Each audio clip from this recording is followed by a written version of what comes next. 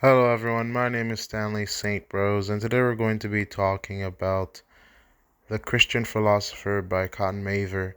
Now, before I go into the summary and analysis of this work, please remember to leave a like, subscribe, and/or comment so that the channel can continue to grow.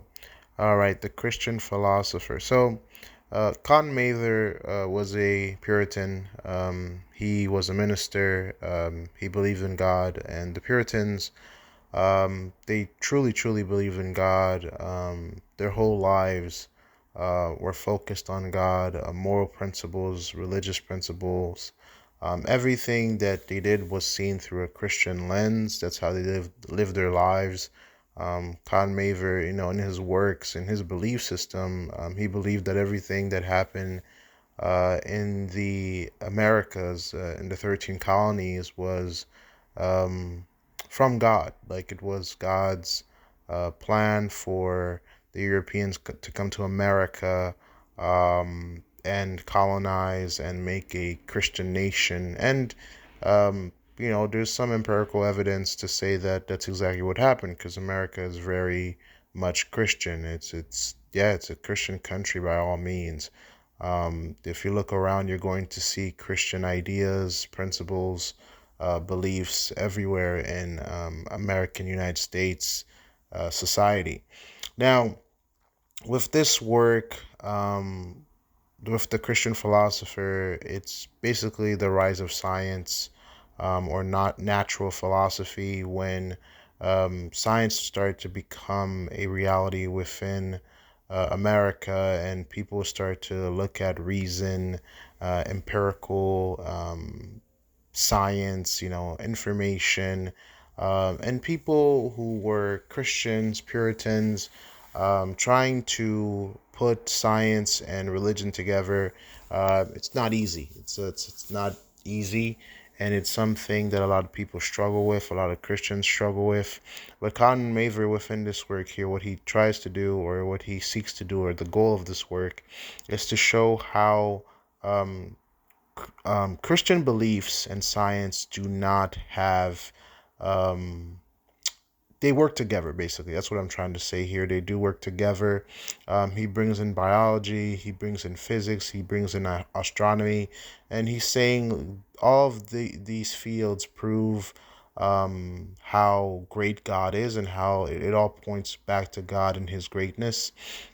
And he's saying that because it shows you that, well, you do need God for all of this to exist, because look at how complex it is. Look at how much goes into science. Look at how much goes into the human body. Look at how much goes into astronomy, the universe, and everything that exists around us. So he's pointing out these things. He's like, no, studying science, studying the natural world, looking at reason. These are it's a form of worship, even, because you're truly at awe at what God has done, at what He's created, and you're getting closer to God by understanding that, like, He's unbelievable, right? He's doing things that we can't even fathom. So really, throughout the goal of this work here, Con Mather is really trying to say that we don't have to split up, or people don't have to choose science or Christianity or God. They don't have to choose a side. Really, it all works together because, you're understanding the foundations of the universe, and all these fields of science. They're not going against the Bible. They're actually showing you God's intelligence, God's power, and God's ability to do wonderful and great things. So this does, it's one of the earliest works to really establish the American viewpoint with the debate between religion and science. It's still something that still exists today when people talk about religion and science, the existence of God, and how does it all come together. I mean, people are still arguing over the creation of the universe, the Big Bang Theory, because, whenever you get certain scientists in a room, and you get believers within a room, it's always like, where did it all come from? And it always boils down to the Big Bang. Some people will say, well, it was a Big Bang. And then, people will say, well, where did the Big Bang come from? And, when Christians will say it's God, then the certain scientists will say, well, where did God come from?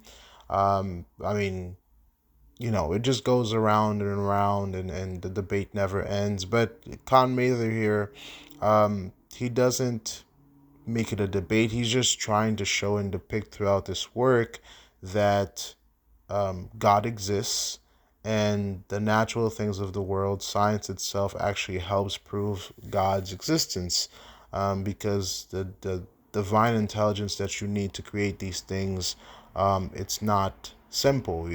It's like the fine tuning, because if you go into the fine tuning argument, if you go into the um, cosmological argument, certain universal arguments that show you that if one thing was not done the way that it was done, we couldn't have the universe that we have. If you remove one element from the elements that we have, you remove one element from the periodic table, you don't have a certain one thing that's not set properly the way it's set right now, you would have a different universe, a different world, and maybe humans wouldn't even exist. So the arguments are extensive, and it's a debate that's been raging on for a very long time. But Cotton Mather's point of view, his Puritan point of view, looking at it through a Puritan's landscape, he's saying here that all these fields, science itself, empirical information, does not go against God. It actually proves that God exists. And he even goes further to even say it is a form of worship. So that is quite fascinating. So, I mean, in terms of deeper meaning analysis, I mean, this definitely shows you how deep the Puritans went. Cotton Mather, he's not like a lot of ministers and preachers where they outright just reject science. He actually had a viewpoint, well, I'm going to indulge in it, but I'm also going to show you, well, this doesn't really go against God. It actually proves that God exists. So his viewpoint was very fascinating. And I think it's reasonable and it's logical, the things that he argues, because well, yeah, I mean, when you look at the science of the human body, you look at the science of the world, you look at physics, you look at astronomy, it is very complex phenomena. It's not simple, and it really does show you that it takes a divine intelligence for all these things to be created.